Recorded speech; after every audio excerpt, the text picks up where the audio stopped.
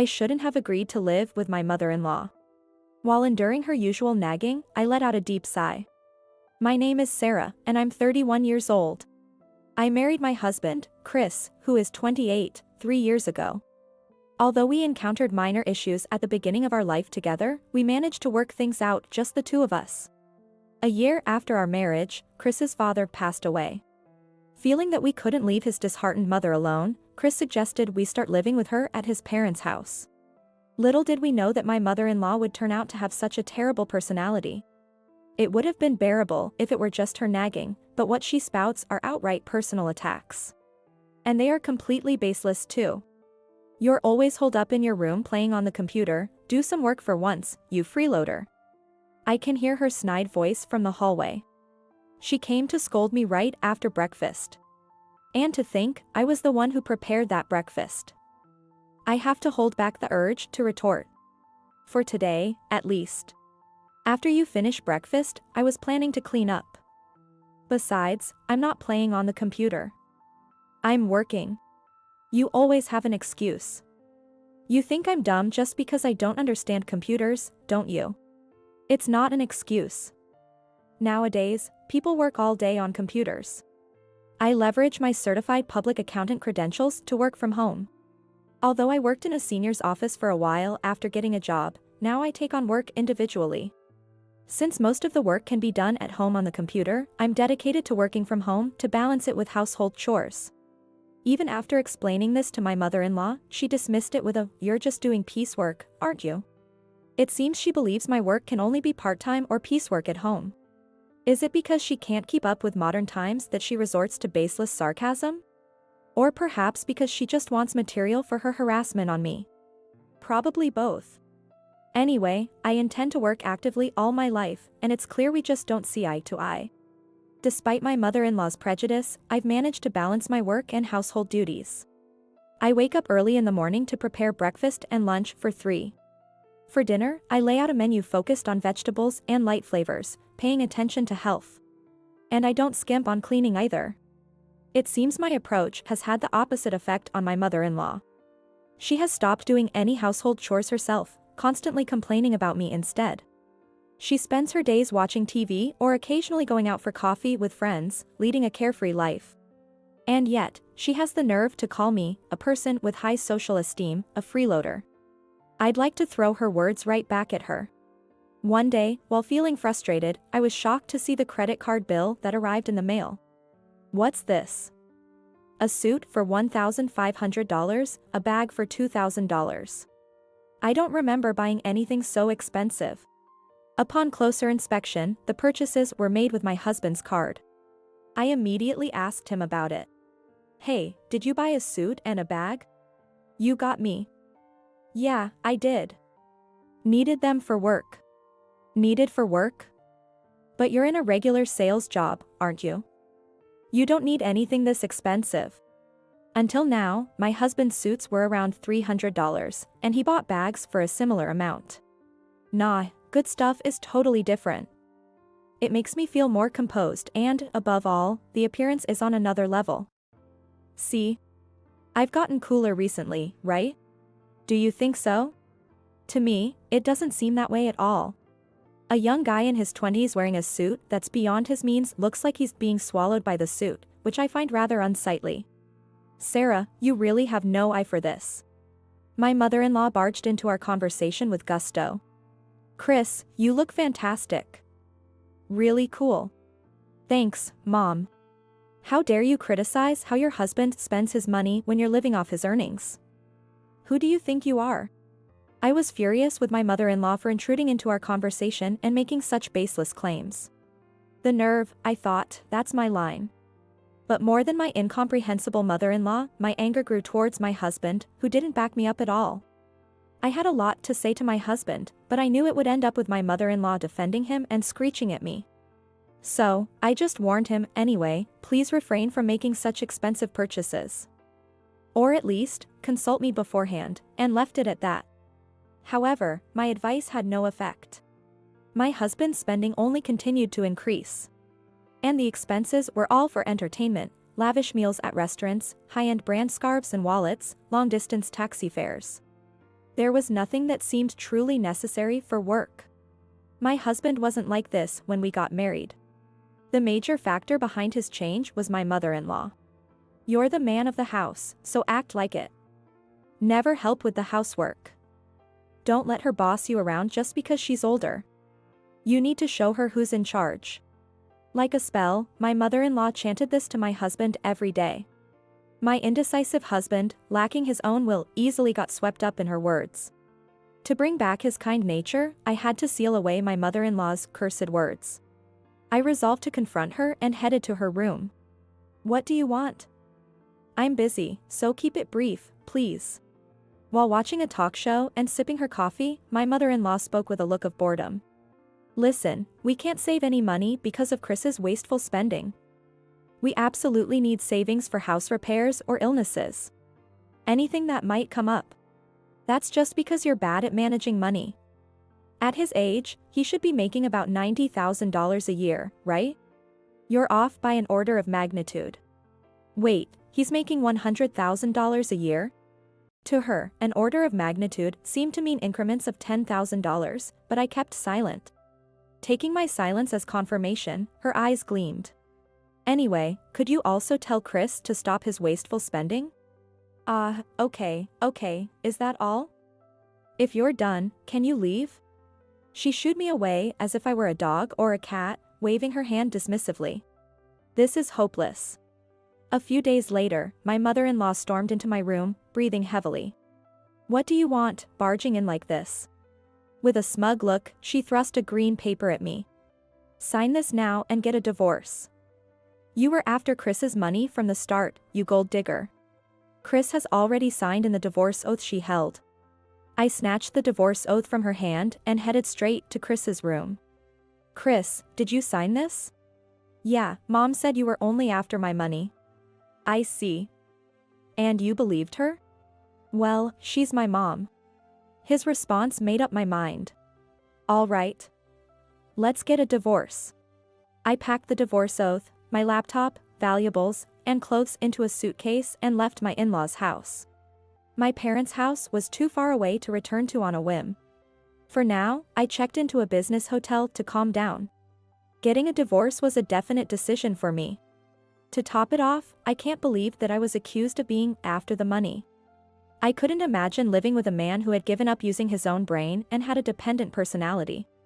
I'll sign the divorce oath to send it to Chris tomorrow.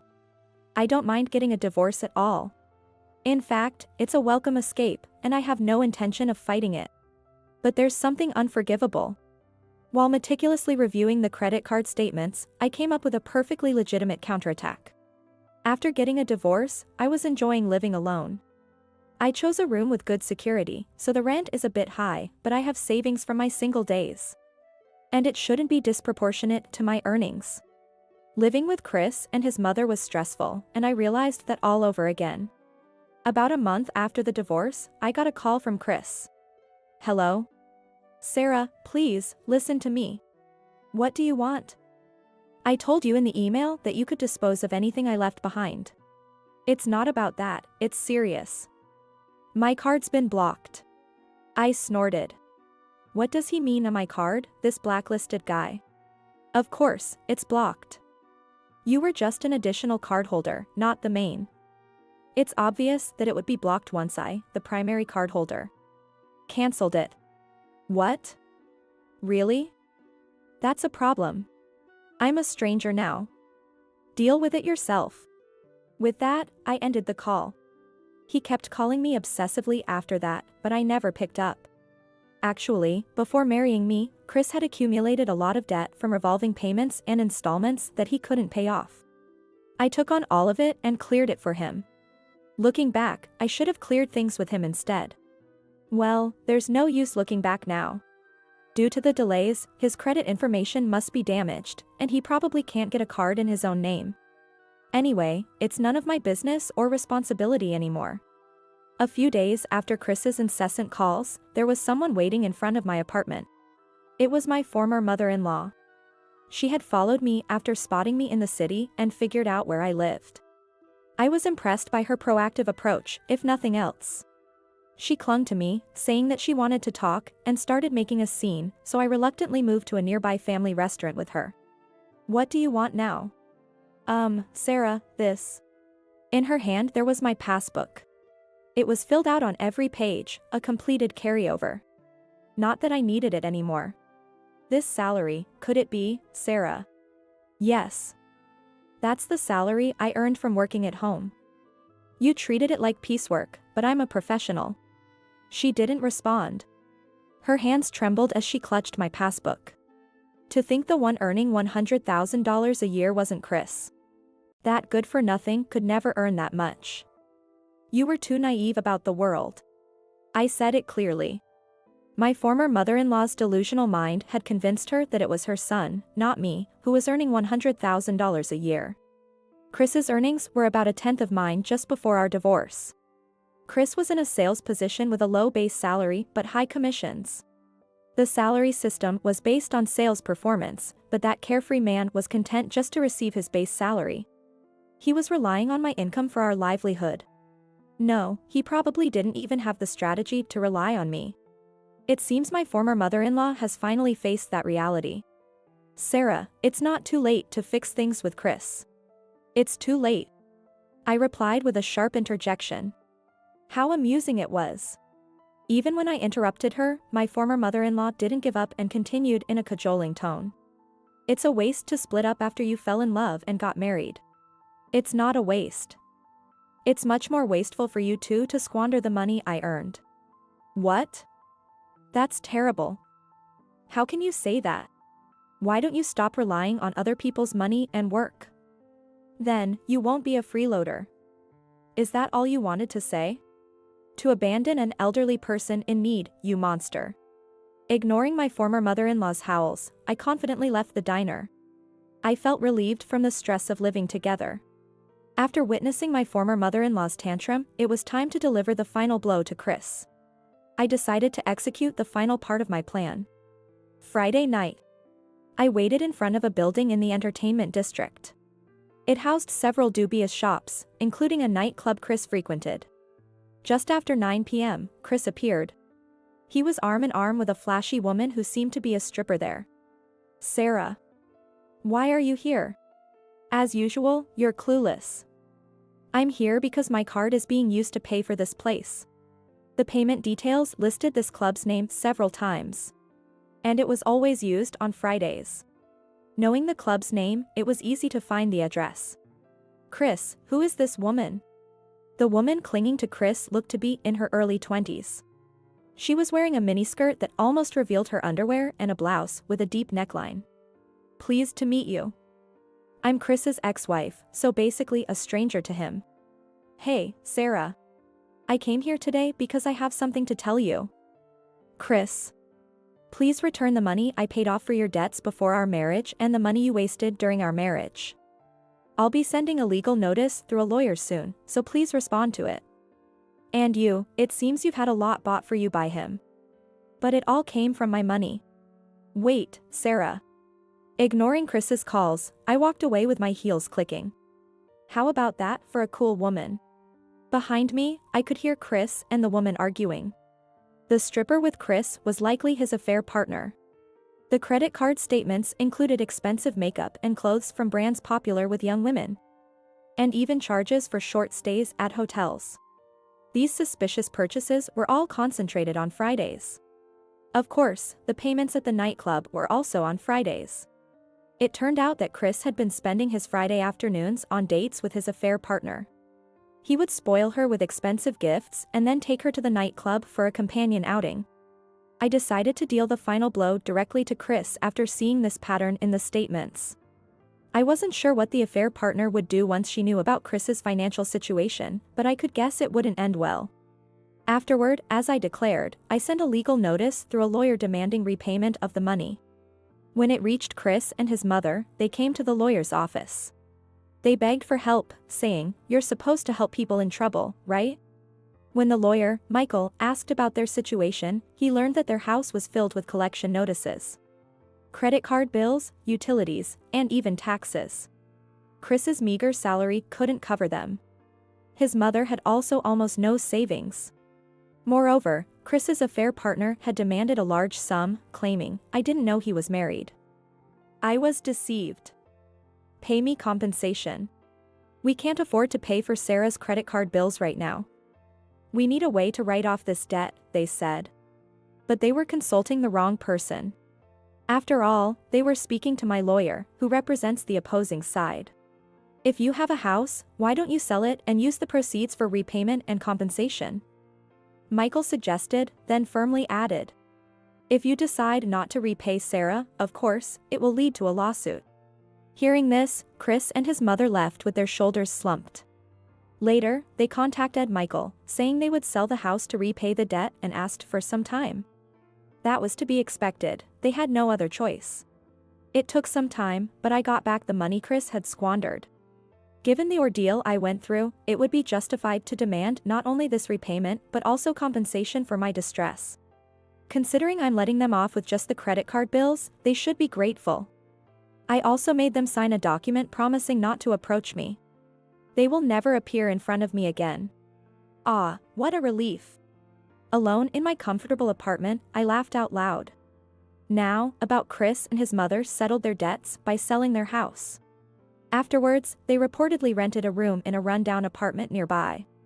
I've passed by that apartment, it's covered in ivy, with peeling paint, looking at least 50 years old. That must have been what they could afford with Chris's salary and his mother's pension. Far from learning his lesson, Chris became even less motivated and was eventually fired. Then, without looking for another job, he spent his days drinking at home. Eventually, he fell down the apartment stairs while drunk and was taken to the hospital by ambulance. While busy caring for hospitalized Chris and figuring out how to pay for his hospital bills, his mother ended up bedridden with a severe back problem. Because she became immobile, her dementia progressed, and she became unable to live alone. She's now waiting for a place in a cheap facility. I got a call from a relative of Chris, who informed me about their dire situation without me even asking. They even asked if I had any intentions of reconciling with Chris for their sake, but my answer was, of course no. The relative must have anticipated my response because I haven't received any more calls since then. 2 years have passed since the whole ordeal and I've moved again. This time, I'm not living alone. I'm living with a partner I plan to spend my life with. After divorcing Chris, I changed my way of working. I moved back to my parents' house and started working full-time at an office within commuting distance. Not just because my former mother-in-law was getting older, but my parents are too, and I wanted to be there to help them if needed. It was at this new job that I met my current husband. A year younger than me, he's dependable, a stark contrast to Chris. Most importantly, he loves and cherishes me. With my previous husband, I couldn't even consider having children because of his unstable income and personality. But with my current husband, I feel we can tackle parenting together. Holding a positive pregnancy test, I can't help but smile, imagining my husband's joyous reaction. This time, I'm determined to build a proper family and seize happiness. You need to leave because John and his wife Emily are coming back for their childbirth. My husband exclaimed loudly. Leave? Me? When I asked for clarification, my husband nodded with a smile. If it weren't for you, things would be smooth. I've always thought so. I really despise people who always argue with their so-called logical reasoning. There are plenty of other women out there. Just because we've been together for a long time doesn't mean we have to stay together forever. It was my husband who made this bold statement. Whatever troubles he may face in the future, it's no longer my concern. He might think he can just sleep it off and forget, but not this time. He should take responsibility for his words. My name is Margaret, and I'm 55 years old. Currently, I live with my husband, Michael, just the two of us. Michael is 60 years old, 5 years my senior. He recently retired. He seemed pleased, saying, "Maybe I'll take it easy from now on and enjoy some fishing as a hobby." Meanwhile, I run a small but successful apparel business, which is doing quite well, thankfully. The reason we can afford an apartment with a bit higher rent is thanks to this business. Michael used to be supportive, but things changed after his retirement. First, his daily routine changed. Now that he's retired and always at home, he has many days with no plans. As a result, he started to lead a more lax lifestyle, with an increase in days spent lounging around. He would stay up late watching TV or sleep past noon. If it's occasionally, that's fine. But when it continues for several days, I can't help but become concerned. Even when I suggested, we're not young anymore, maybe we shouldn't disrupt our daily routine so much, he wouldn't listen. Instead, he would snap at me, saying, "I've worked hard all my life, let me do what I want. Don't tell me what to do." Another issue was his boredom. He had few friends to begin with, and his only hobby was fishing alone. After retirement, he seemed to have too much free time. What he started doing was nitpicking my housework. Frankly, housework is not my forte. Due to my busy work schedule, I rely heavily on the latest home appliances. I depend on a cleaning robot for cleaning and electronic cooking devices for meals. But my husband didn't like that. These robots can't possibly clean every nook and cranny. It's more reliable to do it by hand. Saying such things, he forced me to do the mopping. Additionally, there was a time when he complained about the dinner. Stew should be slowly cooked in a pot with high-quality wine. It won't taste good with cheap wine, he argued. Even though he never cared before, he started imposing his preferences on me. At times, he would even say, "Stop looking for easy ways out. You lazy housewife."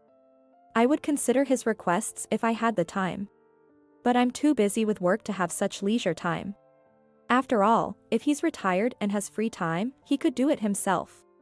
When I pointed this out, he got furious and said, "Just because you're working, don't get too full of yourself." I couldn't help but understand why some people opt for a divorce later in life. Still, I endured, thinking of all the hard work we've put in over the years. But then something happened that made him even more unbearable. That something was the pregnancy of our son's wife. Our only son, John. He and his wife, Emily, announced that she was pregnant. Actually, John and I are not blood related. He is Michael's child from a previous marriage. Michael and I remarried when John was about 10 years old. Upon hearing the pregnancy news, Michael was ecstatic. Our first grandchild. Yes, it's exciting. I was happy too, but Michael's joy was extraordinary. I think he was experiencing what you might call an overenthusiastic grandparent. That's why things turned out the way they did. The main reason why he was so excited about the pregnancy announcement was probably because Emily said she wanted to come stay with us for her delivery. Emily was raised in a single-parent household. She turned to us this time because her mom is too busy with work and couldn't accommodate her. Michael was all too eager to help. I want to welcome the baby in the best possible conditions. With that, he started preparing. That was fine in itself, but for some reason, he insisted that I be involved in everything. The crib should be this one. Just in case, get all types of baby formula. Oh, and we need to stock up on diapers too. He would just give orders arrogantly. But I was busy with work and household chores. Even when I managed to find time to prepare amidst my busy schedule, I often received complaints that it wasn't right. Not like that. I told you, that's not what I meant. Hey, enough is enough. I get that you're excited, but if that's the case, do it yourself. Stop relying on me for everything. He must have never imagined I would stand up to him like that. He was stunned into silence. Our first grandchild, you know? And you say such distant things. I see, it's because you're not related by blood to John. You don't find him dear. Do you? That's not it at all. Don't say such terrible things. You're just going too far. I thought Emily wouldn't want to come if she knew you were doing all this. It doesn't seem like a relaxing environment. Michael tried to retort but couldn't find the right words. He clenched his back teeth in frustration and went into his room. I shouldn't have said that much. It was just that he was too enthusiastic, and I ended up saying too much because I was being stubborn too. And to be spoken of John in such a manner was shocking to me as well. I do want John and Emily to feel relaxed. That's exactly why I had to stop Michael's reckless behavior. I wanted to make amends with him afterward, but he wouldn't come out of his room. With no other choice, I said through the door, "I'm sorry about yesterday. I'm off to work now," and left for work. That day, I had many troubles at work and returned home much later than expected. At this rate, dinner would be late. What should I make?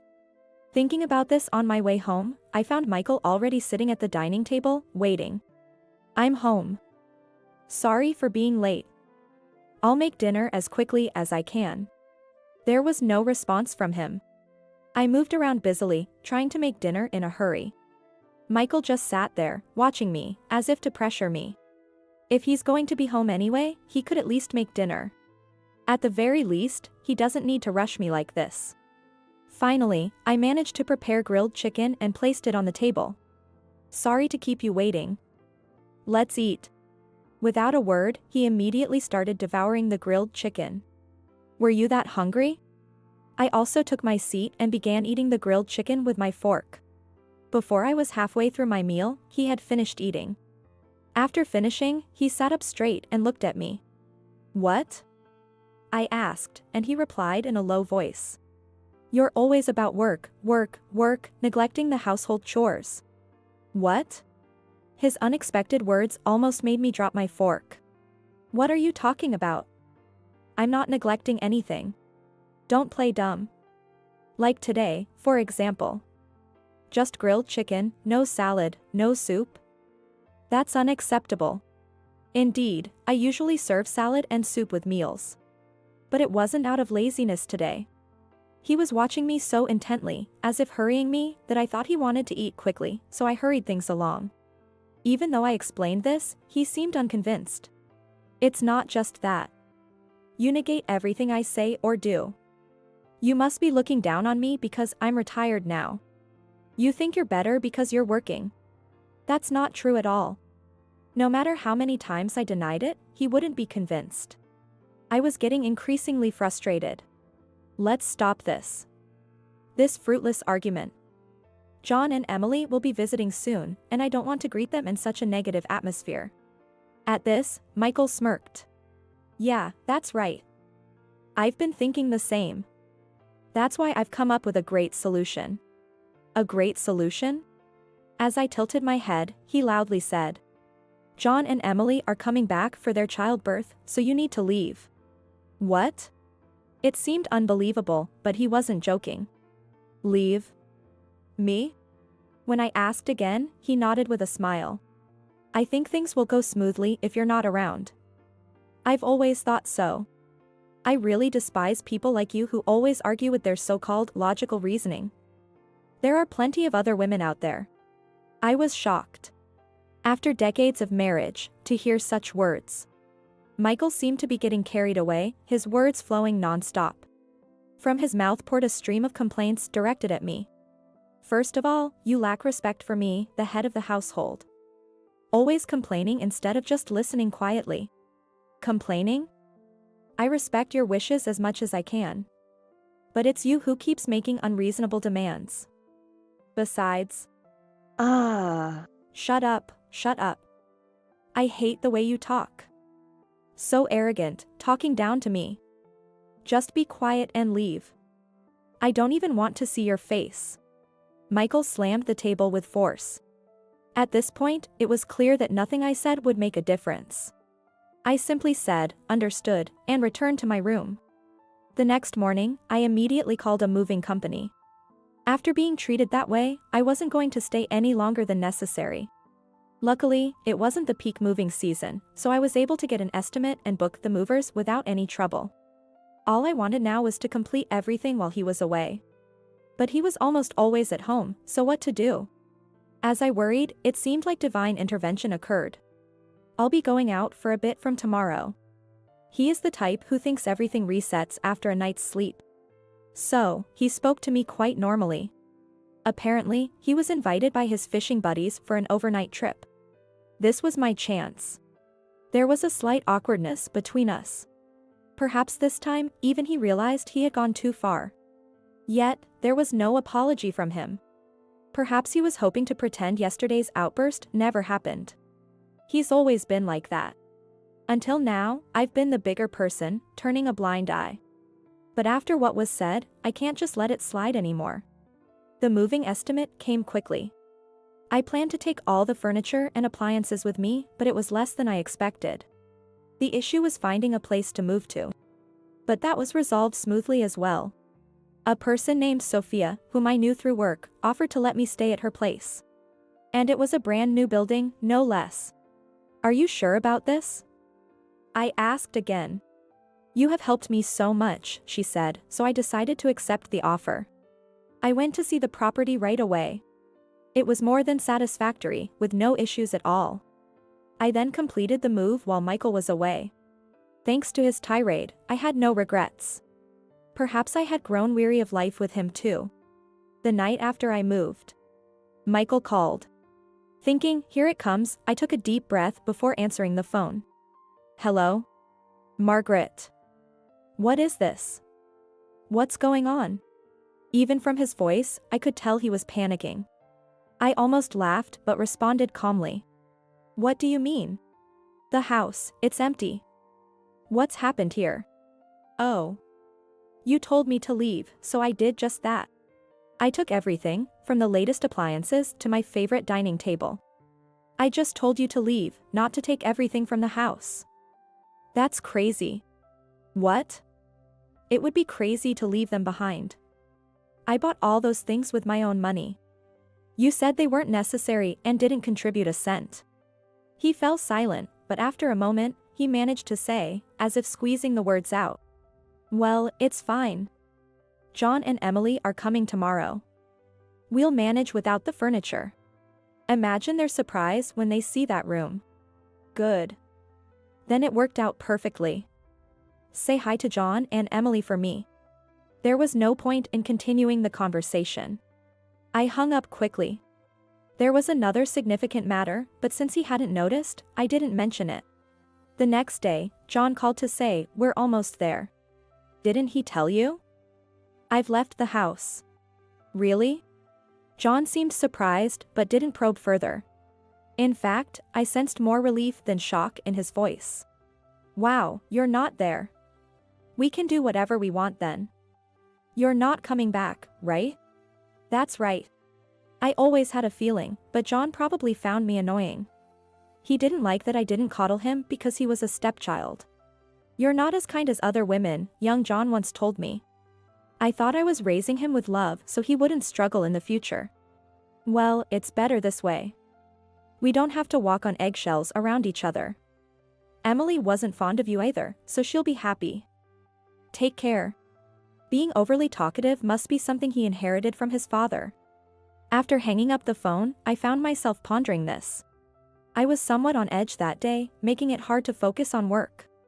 I thought I might receive a call regarding the furniture and appliances. Previously, Emily had mentioned, having all these appliances must make things so much easier for you. I secretly suspected that their return might be motivated by these conveniences. Contrary to my expectations, there were no calls that day. The call finally came at the end of the month. Margaret? I immediately knew the reason for my husband's hesitant call. But I pretended to be clueless. What? About the rent. Yes. What about it? He probably wanted to ask for the rent due to his pride but couldn't bring himself to say it. The rent for the apartment I lived in with Michael was $1,700. I was the one paying for it all. My retired husband couldn't afford it. He might manage for a while using his retirement fund, but it would eventually run out. He should just come out and say it since he called. But he hemmed and hawed. Finally, I decided to confront him. What? You're not expecting me to pay the rent for an apartment I'm not living in, are you? No. No, I mean, you're the one who told me to leave, remember? And now you're coming back to me for help? His pride wouldn't allow for such a request. As expected, he changed the subject. Margaret, are you okay? Do you have a place to stay? Yes, thanks to the kindness of people around me, I found a place. I'm living comfortably. Saying this would make it impossible for him to ask me to return. Not that I had any intention of going back, just to be clear. Oh, that's good. John and Emily seem lonely. I thought maybe, if you're willing, you could come back. This was something he would never say under normal circumstances. He must be desperate. But I had no intention of returning. Really? But didn't both of them dislike me? No, that's not. Well, it's fine. I have something to discuss with you anyway, so I'll come over. Yes. I needed to have a very important conversation for the sake of my future life. Michael replied brightly, yes. I'll be waiting. Later, I visited the apartment for the first time in a while. It's been a while. Michael had dressed up unnecessarily. Dressing up wouldn't change anything. As we walked into the living room, I saw John and Emily sitting there. They must have realized they couldn't live like that for long. New furniture like a sofa, table, and refrigerator had been set up. John waved casually, while Emily gave me a glare but greeted me nonetheless. The atmosphere was unpleasant. I wanted to get things done and go home quickly. Prompted by Michael, I sat down in a chair. So, what's this about? Grateful that he broached the topic first, I decided to proceed with the conversation. It's about this. I think it's best to handle these matters promptly and properly. Upon seeing what I handed him, his face turned pale instantly. You're planning to divorce me? He was trembling as he looked at the divorce papers I had filled out. Yes. Ever since you told me to leave, I've been planning to do just that. Did you really think I wouldn't take you seriously? Michael fell silent. It was probably spot on. When his emotions flare up, he tends to blurt out whatever is on his mind at that moment. This habit of not thinking about the consequences has reportedly caused him trouble at work multiple times. I don't want to see your face. There are other women out there. What else was it? Anyway, after being showered with every conceivable insult, I couldn't see a future with you anymore. He probably remembers saying those things, even if he didn't think them through. Michael's head remained lowered, sweating profusely. Yeah, I said it. But that wasn't. I mean, it wasn't what I really meant. You can say such things without meaning them? I'm appalled. Well, it doesn't matter to me anymore. I was shocked. I can't do this anymore. That's all. Looking directly at him, our eyes met. He immediately flinched and averted his gaze from mine. Won't you reconsider? We've come so far together. After all we've been through, to be told such things, it's impossible. I can't be with you anymore. As I stated my position firmly, he let out a long sigh. The silence was so intense it was almost painful. Unexpectedly, it was Emily who broke that silence. Excuse me. The one who's being most inconvenienced here is me. Turning towards Emily, I tilted my head, and she glared at me with eyes full of resentment. What do you mean? I thought it would be perfect here, with you around, a clean house, and all the latest appliances. I came here expecting to be fully taken care of. And now, to be caught up in this marital dispute, it's a huge nuisance. Emily let out an even bigger sigh than Michael had earlier. She was angry with me because she had expected a pampered princess life here, but it didn't turn out as she had hoped. It was a complete misunderstanding.